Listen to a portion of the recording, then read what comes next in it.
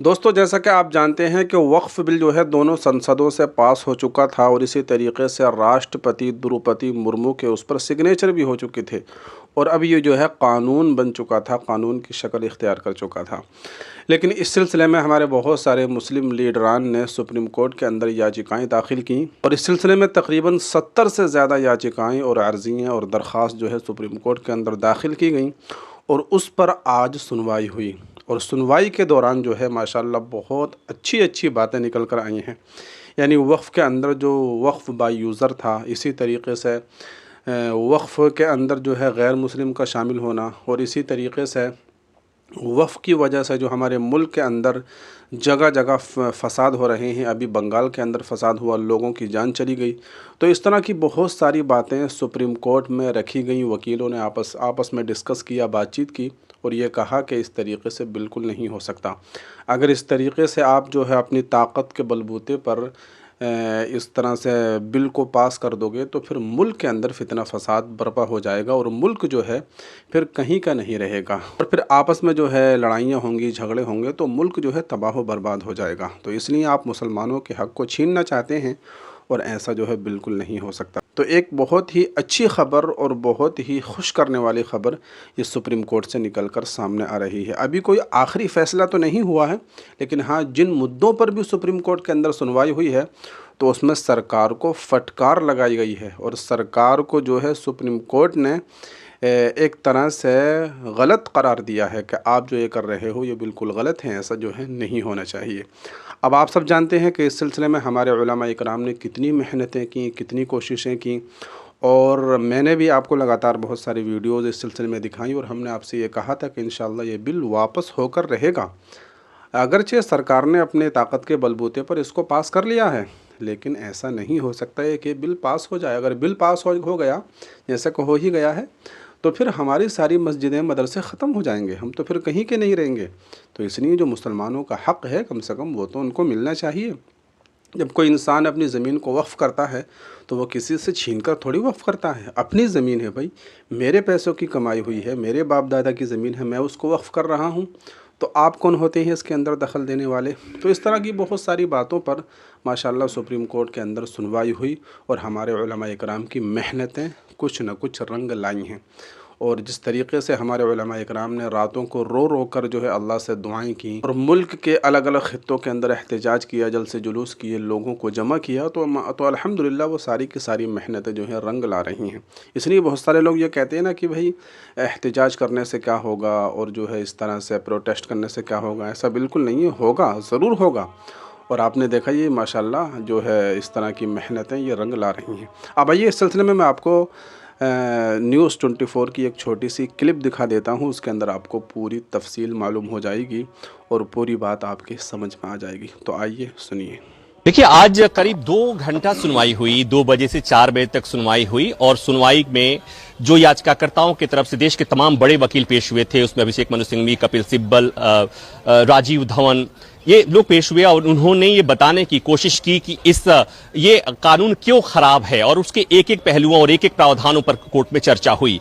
और ये नोटिस करने के पहले की प्रक्रिया होती है जिसमें ब्रीफ हियरिंग होती है। तो कोर्ट को कन्विंस करने की कोशिश की गई कि यह कानून क्यों गलत है, उस पर क्यों कोर्ट को दखल देना चाहिए, क्यों इस मसले पर सुनवाई होनी चाहिए। कोर्ट की तरफ से भी कुछ सवाल आए और उसमें जो बड़ा सवाल जो था, 2 मुद्दे थे जिस पर ज्यादा चर्चा हुई। उसमें एक था वक्फ बाय यूजर, जो इस कानून में इस प्रोविजन को हटा दिया गया है। तो इस पर सुप्रीम कोर्ट ने सवाल पूछा कि वक्फ बाय यूजर, इस देश में ऐसे तमाम मस्जिदें हैं, तमाम इमारतें हैं, तमाम संपत्ति है जो वक्फ बाय यूजर है और वो तब की हैं जब अंग्रेजों के जमाने की पहले की है, जब रजिस्ट्रेशन का प्रावधान नहीं था, वक्फ बोर्ड नहीं था, ऐसा कोई रजिस्ट्रेशन नहीं होता था। तो ऐसे में उन्होंने सरकार की तरफ से पेश हो रहे सॉलिसिटर जनरल से पूछा कि अगर आप उन इमारतों और उन संपत्ति के सेल डीड मांगे, दस्तावेज मांगे, तो भला ये लोग कहां से देंगे। तो इस पर कोर्ट को ऐतराज था और कोर्ट ने तब कहा कि ऐसे कुछ प्रोविजन हैं जिस पर हमें अंतरिम रोक लगाना होगा।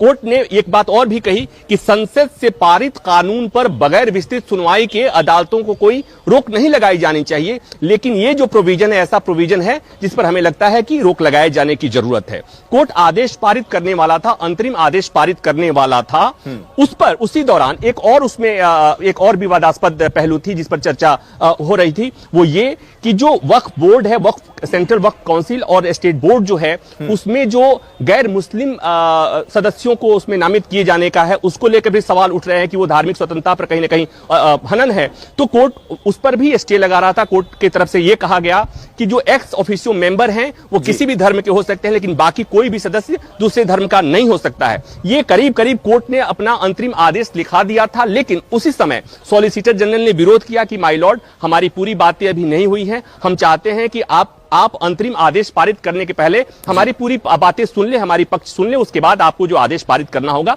तब करिएगा। तो सुप्रीम कोर्ट ने आज कोई अंतरिम आदेश नहीं दिया है।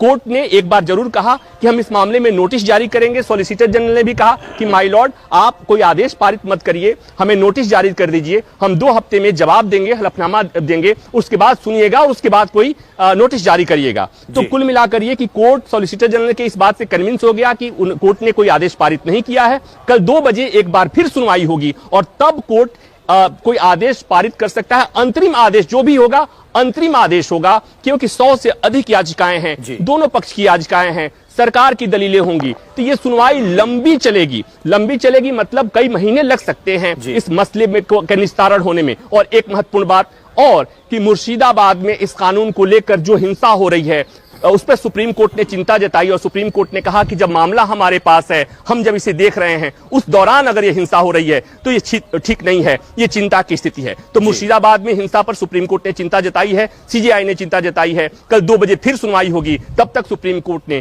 कोई अंतरिम आदेश नहीं दिया है। वक्फ संशोधन कानून के जो प्रावधान लागू थे, जो आए थे, जो जैसा है वो अभी भी वैसा ही है। कल 2 बजे सुनवाई के बाद सुप्रीम कोर्ट अगर कोई अंतरिम आदेश पारित करता है, और हो सकता है कि आज जो संकेत दिया था, हो सकता है कि उसी तरह का आदेश पारित कर दे या सरकार की दलीलों को सुनने के बाद उसमें संशोधन कर दे, जो कुछ भी होगा कल 2 बजे की सुनवाई में ही तय हो पाएगा। तो दोस्तों देखा आपने, यकीनन बात तो आपकी पूरी समझ में आ गई होगी कि जिन मुद्दों पर भी सुप्रीम कोर्ट के अंदर आज सुनवाई हुई, यकीनन उसके अंदर मुसलमानों की जीत हुई है और सरकार को उसके अंदर फटकार लगी है। तो बहुत बड़ी ये खुशी की खबर है। और इसी तरीके से अब जो है बाकी मुद्दों पर कल को 2 बजे के बाद दोपहर में जो है फिर से सुनवाई होगी। तो इंशाअल्लाह उम्मीद यही है कि मुसलमानों की ही इसके अंदर जीत होगी और किसी तरीके की कोई दुश्वारी परेशानी नहीं होगी। लेकिन दोस्तों अभी भी हमको जो है अल्लाह तबारक व तआला से दुआएं करते रहना है, इसलिए कि दुआओं के बग़ैर कुछ नहीं हो सकता। यकीनन हमारे उलमा इकराम ने जो मेहनतें की, कोशिशें की, रातों को दुआएं की, यकीनन हम तो नहीं जानते, जो इस मसले की हसासियत को जानने वाले थे और जो इस बात को जानने वाले थे, जिनके सामने ये बात थी कि हाँ अगर ये बिल पास हो गया और क़ानून बन गया तो फिर इससे क्या क्या ख़राबियाँ पैदा हो सकती हैं, यकीनन उनकी रातों की नींद हराम हो गई थी। और उन्होंने अल्लाह तबारक व तआला के सामने किस तरीके से गिड़गिड़ा कर रो कर दुआएं मांगी होंगी, यकीनन हम सोच भी नहीं सकते।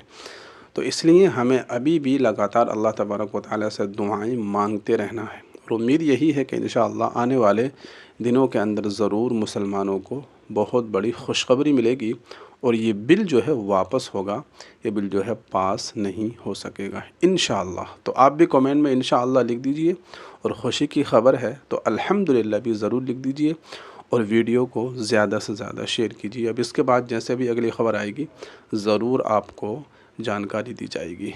तो वीडियो को लाइक कर दें, चैनल को सब्सक्राइब कर लें और इसको शेयर भी करें। अस्सलामु अलैकुम व रहमतुल्लाह।